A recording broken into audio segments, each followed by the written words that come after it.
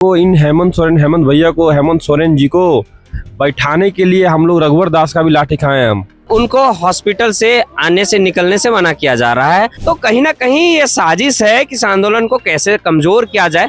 हम लोग की कोई औकात नहीं है, मैं ये भी कह रहा हूँ। प्रशासन हम लोग को हो सकता है उठा भी ले, लेकिन हम लोग अगर जेल भी जाएंगे तो वहां पे भी सत्याग्रह करेंगे। हमें एक्शन चाहिए और हमें व्यवस्था परिवर्तन चाहिए। हमें सत्ता का कोई भूख नहीं है। हम लोग का पैशन जवाब नहीं देगा, हम लोग का धैर्य जवाब नहीं देगा। हम 5 साल तक बैठ सकते हैं इसी मैदान में। नमस्कार, जोहार। आप स्वाद पोस्ट देख रहे हैं। मैं हूं आपके साथ अभिनव भास्कर। पिछले 20 दिनों से जेएससी में रिफॉर्म को लेकर के छात्र जयपाल सिंह मुंडा स्टेडियम में अनशन कर रहे हैं। छात्र नेता देवेंद्र महतो पिछले दिनों उन्हें सदर हॉस्पिटल भर्ती करवाया गया। प्रशासन ने ये कहा कि देवेंद्र महतो की तबीयत बहुत ज्यादा खराब हो गई है, इसके लिए उन्हें सदर हॉस्पिटल भर्ती करवाया गया। उसके बाद आज जो इस मंच के जो छात्र हैं वो आरोप लगा रहे हैं कि जो प्रशासन जानबूझ करके देवेंद्र महतो को डिटेन किया हुआ है, हॉस्पिटल के नाम पे उसे डिटेन करके रखा हुआ है। हमारे साथ मुकेश जी है। मुकेश जी, आप अभी से थोड़ी देर पहले आपने पीसी की, उस पीसी में प्रशासन के खिलाफ आपने आरोप लगाया कि छात्र नेता देवेंद्र महतो को पुलिस ने हॉस्पिटल में डिटेन करके रखा है। पुलिस नहीं, डॉक्टर उनको अलाउ नहीं कर रहे हैं। अब किसका प्रेशर है? प्रशासन का है, सत्ता में बैठे लोगों का है, किसका है मुझे पता नहीं, लेकिन उनको हॉस्पिटल से आने से निकलने से मना किया जा रहा है। उनको यहाँ धरना स्थल में आने से रोका जा रहा है। तो रोका जाना चाहिए दो केस में कि उनकी, अगर आप बोल रहे हैं कि उनकी तबीयत ठीक नहीं है तो हमें उनका रिपोर्ट दिखाइए कि क्या गड़बड़ियां हैं, क्या दिक्कतें हैं उनको। ये तो हम उनके जानने के लिए हम यहाँ ललाहित हैं और यहाँ के युवा, यहाँ के छात्र चिंतित हैं कि उनका अगुवा जो इस आंदोलन के सूत्रधार हैं देवेंद्र नाथ महतो जी, उनसे उनकी मुलाकात नहीं हो पा रही है, उनसे वो मिल नहीं पा रहे हैं। तो कहीं ना कहीं ये साजिश है कि इस आंदोलन को कैसे कमजोर किया जाए। बट हम ये कह देना चाहते हैं कि ये गलतफहमी होगी उनकी। ये आंदोलन और तेज रफ्तार पकड़ रहा है, लोगों में आक्रोश है। हाँ, आक्रोशित जरूर है, लेकिन कोई हिंसा का अंजाम आज तक लोगों ने नहीं दिया और ना ही कभी देंगे। ये झारखंडी छात्र हैं, अपना अनुशासन, अपना संस्कार का परिचय पूरे देश को दिए हैं। और मैं कहना एक ही चीज चाहता हूं कि जिस छात्र नेता को आप लोगों ने लाठी चार्ज किए, वो भी 10 तारीख को जो विधानसभा मार्च था, 9वां दिन था उनका भूख हड़ताल का, आपको अगर उतनी ही फिक्र थी तो उस इंसान पे लाठीचार्ज क्यों किए? एक इंसान जो 9 दिन से बिना खाए पिए वहां है, और वो भी एक भरोसे में लेकर कि आप लोग आइए, यहाँ पर बैठिए। लोगों ने अपना विश्वास जताया उन पर कि नहीं, कुछ वार्ता होगी, there will come something positive from the administration. तो उनको लगा कि कुछ बातें होगी, इसलिए बैठे। लेकिन शाम जैसे हुए लाइट ऑफ किया जाता है और लाठीचार्ज किया जाता है। तो 26 सालों से ठगते आए, लगभग 26 साल होने चले झारखंड के अलग हुए, 26 सालों से ठगते आए लोग। आंदोलन में है, आंदोलन में विधानसभा मार्च के दौरान आपने ठक्कर बैठाया और फिर से लाठीचार्ज की शाम करके साजिश के तहत फिर से ठगे। तो ये जनता, ये छात्र और युवा कैसे विश्वास करें आपके आश्वासन पर?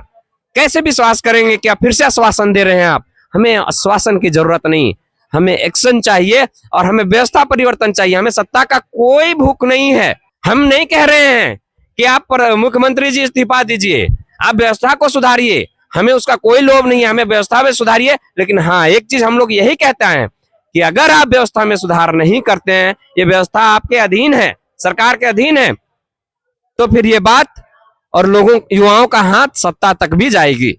तो मैं ये आगाह कर देना चाहता हूं कि ये छात्र आंदोलन जिस तेजी से आगे बढ़ रहा है, ये छात्र आंदोलन के रहते छात्रों की मांगों को पूरी कर दी जाए। अदरवाइज छात्रों का दर्द उनके पेरेंट्स, उनके गार्जियंस, उनके माता जो है भाई बहन, सब समझने लगे हैं। लाठी आप पे पड़ेगी, आपके माता पिता भी आएंगे, उनको भी दर्द होता है। तो उनका भी हक है कि आपको लाठी क्यों पड़ी, आपके बच्चे को आपको दर्द क्यों हुआ। तो वो भी समर्थन में उतरेंगे। और ये छात्र आंदोलन कहीं जन आंदोलन में ना बदल जाए, उससे पहले हम लोग इसका समाधान चाहते हैं। Otherwise government will be not able to handle this protest. ये बेकाबू हो जाएगा। और जो परिचय हमने अनुशासन का दिया है, हम दायरे में रहकर ही इस आंदोलन को इतना मजबूत करेंगे कि सरकार को घुटने टेकने पड़ेंगे। उससे पहले हमारी मांगे पूरी करे हम लोग यही चाहते हैं और देवेंद्र जी को जल्द से जल्द रिहा क्या कहें कि वो यहाँ आना चाहते हैं। रिहा की बात नहीं है, वो यहाँ आना चाहते हैं। उनकी तबीयत पूरी ठीक है, उनका दिल दिमाग तन और मन जो है पूरा इस मंच पे आने को ललाहित है। छात्र भी यही चाहते हैं, छात्र भी चिंतित हैं। हम चाहते हैं कि जल्द से जल्द उनको अलाउ किया जाए और हमारे बीच वो आए। आपके बीच देवेंद्र जी जल्द आए। अब मेरा सवाल ये है कि पुलिस ने अज्ञात लोगों पे जो जेपीएससी जैसी जो आप लोग जो गए थे विधानसभा घेराव करने के लिए, आप लोग जो विधानसभा घेराव करने के लिए गए थे, उस पर पुलिस ने जो स्वतः संज्ञान लेकर के 200 से लेकर के 250 लोगों तक एफआईआर की है, इसको किस तरह से देखते हैं? ये बिल्कुल ही गलत है, असंवैधानिक है। आपने किसी भी छात्र को गाड़ियां जलाते हुए देखा क्या? नहीं। आपने किसी भी छात्र को तोड़ फोड़ करते देखा क्या? या विधानसभा में पत्थर फेंकते देखा क्या? नहीं। आपने किसी भी छात्र को किसी जाति धर्म को लेकर अपमानित बयान देते देखा क्या? नहीं। किसी को गालियां बकते देखा क्या? नहीं। तो हर चीज हम लोगों ने इतने संस्कारी तरीके से, इतने अनुशासन के साथ किया है, उसके बाद भी सरकार लाठीचार्ज करती है और लाठीचार्ज करने के बाद केस भी करती है इनकी आवाज को दबाने के लिए। ये बहुत ही निंदनीय और बहुत ही पीड़ादायी है, बहुत ही दुखदायी है। पता नहीं what the hell government is doing over here. वो किस दिशा में इस राज्य को ले जाना चाहती है। युवा छात्र इस राज्य के भविष्य है, इस देश के भविष्य है, और उनको इस तरह से बिहेव करना बहुत ही दुखद है। आप बोल रहे हैं कि जो छात्र थे उस पर एफआईआर नहीं होनी चाहिए, पर जो बैरिकेडिंग तोड़ी गई, पुलिस ने 7-8 बैरिकेडिंग लगाई गई, ठीक, उसमें कुछ बैरिकेडिंग तोड़ी गई, तो उस बैरिकेडिंग को तोड़ने वाले जो असामाजिक थे, तो उस पर तो कार्रवाई होनी चाहिए। हाँ, जो असामाजिक तत्व है, जिसने मिसबिहेव किया है, जिन्होंने पब्लिक प्रॉपर्टी को क्षति पहुंचाई है, आप उनको ढूंढिए, आप चिन्हित कीजिए और उन पे कार्रवाई कीजिए ना। निर्दोष छात्रों को जो दर दर भटक रहे हैं नौकरी के लिए, और नौकरियां बेच बेच के अरबपति हो रहे हैं, अरबपति हो रहे हैं, और फिर उल्टी कार्रवाई वही पीड़ित छात्र के ऊपर ही होगा। तो मतलब आप संवेदनशील है ही नहीं अपने राज्य को लेकर। आपके जो पिता थे दिशोम गुरु जी, जिनका सम्मान वो छात्रों एवं पूरे झारखंडियों के दिलों में बसते हैं, सबके हृदय में बसते हैं, आज उनके नाम को आप शर्मसार कर रहे हैं। आपको चाहिए ताकि उनकी लेगेसी जो है उसको कैरी फॉरवर्ड करें, लेकिन आप उनके नाम को खराब कर देंगे। जिस तरीके से आप झारखंडियों के साथ बिहेव कर रहे हैं, ये झारखंडी कतई बर्दाश्त नहीं करेंगे। और ये उलगुलान की आवाज जो जयपाल सिंह मुंडा स्टेडियम से उठी है, ये रुकने वाली नहीं है। और उसका समाधान एक ही है कि आप ट्रांसपेरेंट तरीके से अच्छे एजेंसियों को दें, अपना कॉन्ट्रैक्ट दें, जो साफ सुथरी एग्जाम लेती हैं, जो ट्रस्टेड हैं। और नहीं तो आप अपनी जेपीएससी खुद एक विभाग है ना, आप खुद का सेटअप रेडी कीजिए ना। Why are you dependent on other agencies और अदर कंपनीज? आप अपना सेटअप कीजिए, अपने से एग्जाम लीजिए। क्या हमारे पास इंफ्रास्ट्रक्चर की कमी है, पैसों की कमी है? आपको एम्प्लॉयमेंट देंगे किसी को? अरे झारखंड पूरा संपदाओं से परिपूर्ण है, लेकिन आप इस जनता के लिए कुछ व्यवस्था करना चाहते नहीं है। आप सिर्फ अपनी झोली भरना चाहते हैं। छात्रों ने यहाँ कभी नहीं कहा कि मुझे यहाँ दारू की दुकान खोलनी है। छात्रों ने कभी नहीं कहा कि मुझे यहाँ नशा पान करना है। अब किस चीज के लिए कार्रवाई कर रहे हैं? उनकी बातों को क्यों नहीं मान रहे हैं? वो शिक्षा की बात कर रहे हैं, यहाँ किस व्यवस्था में सुधार की बात कर रहे हैं? आप इस चीज को समझ क्यों नहीं रहे? जब इन सारी मांगों को पूरा नहीं करेंगे तो छात्र क्या करेंगे? बेरोजगार रहेंगे। बेरोजगार रहेंगे, उनको काम नहीं मिलेगा, वो किस कदर जाएंगे, कहां जाएंगे?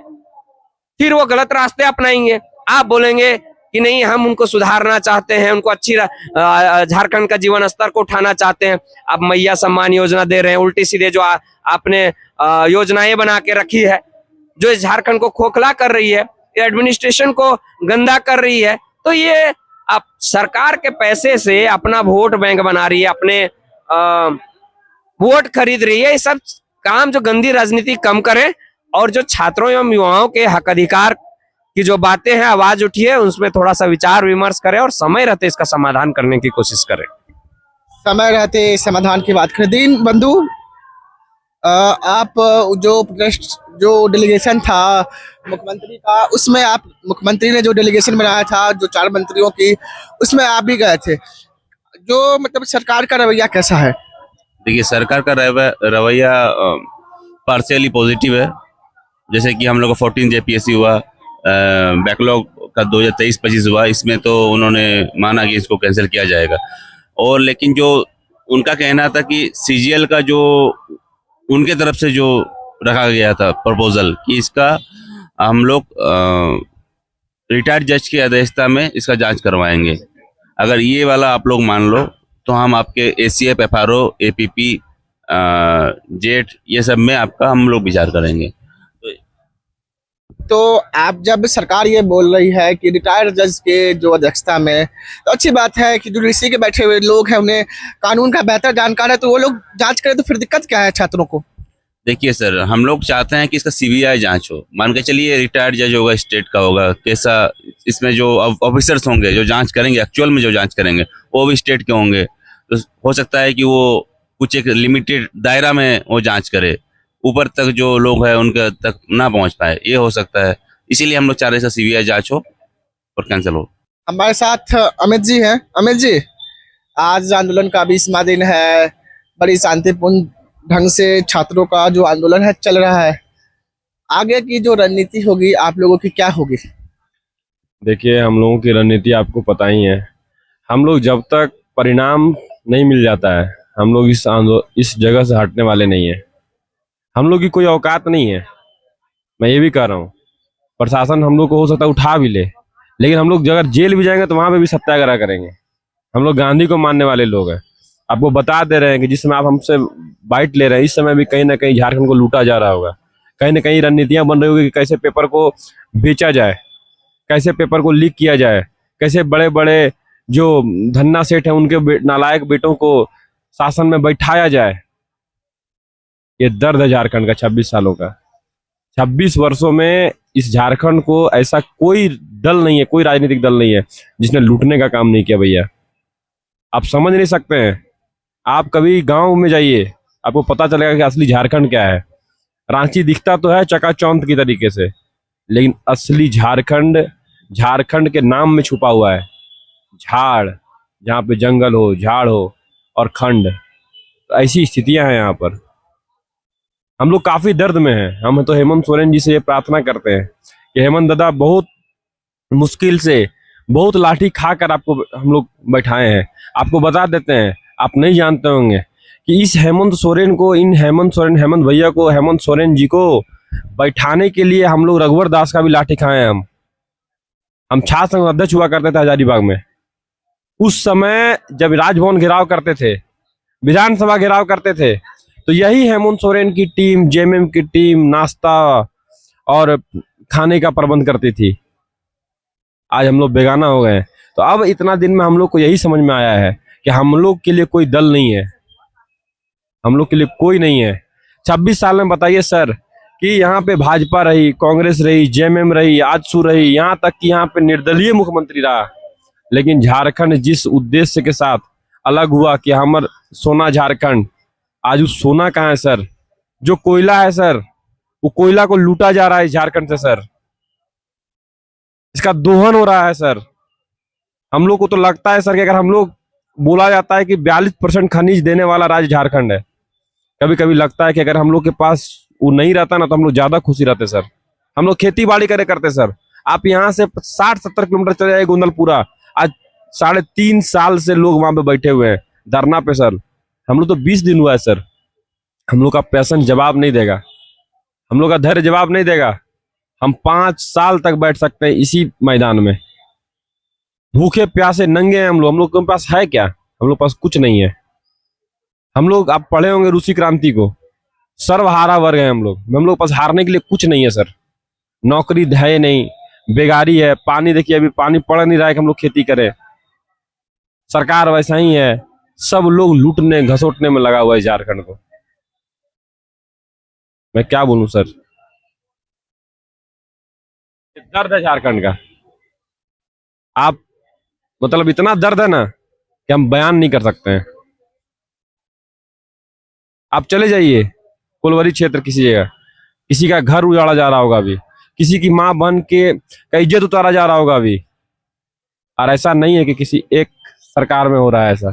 बड़ी दुख इन छात्रों में है कि जो झारखंड कोल कैपिटल धनबाद, यूरेनियम जैसे तमाम जो खनिज संपदा होने के बावजूद भी यहाँ के जो छात्र हैं उन्हें इस पीड़ा में कि सरकार सही समय पर पारदर्शिता के साथ नौकरी दे, साथ ही साथ जो एग्जाम की जो एक भर्ती प्रक्रिया है सही समय पर जारी करे। ये इन छात्रों की मांग है। झारखंड के अगले 2 से 3 महीना में झारखंड के 26 साल हो जाएंगे। नौजवान झारखंड हो जाएगा। पर इस झारखंड में जेपीसी, जेएसएससी, सीजीएल यानी जितने भी एग्जाम होते हैं, आंसू लिपिका, सभी एग्जाम के कुछ ना कुछ खामियां हैं। कोई एग्जाम अगर सरकार या प्रशासन में बैठे लोग अगर सही से करवा ले तो ये छात्र इस तरह से करीब 20 दिनों से धरना पर नहीं बैठेंगे। ये झारखंड है। एक शायर है, अदब गौरवी साहब, हमारे फाइल में गांव का मौसम गुलाबी है, ये दावे झूठे हैं, ये आंकड़े किताबी है। ये से उन तमाम शासक में बैठे लोग जो ये बात कह दे कि हमारे में सब कुछ ऑल इज वेल है, पर ऐसा नहीं है। अगर ऐसा होता तो छात्र आंदोलन नहीं करते, विधानसभा घेराव नहीं करते, या फिर पिछले 20 दिनों से कुछ लोग आमरण अनशन नहीं करते, जिनकी स्थिति इतनी खराब है कि अभी रांची के सदर अस्पतालों में जीने और मरने की स्थिति पर है। इस खबर पर आपकी क्या राय है? अपनी राय कमेंट बॉक्स में जरूर रखें। नमस्कार, देखते रहिए स्वराज पोस्ट।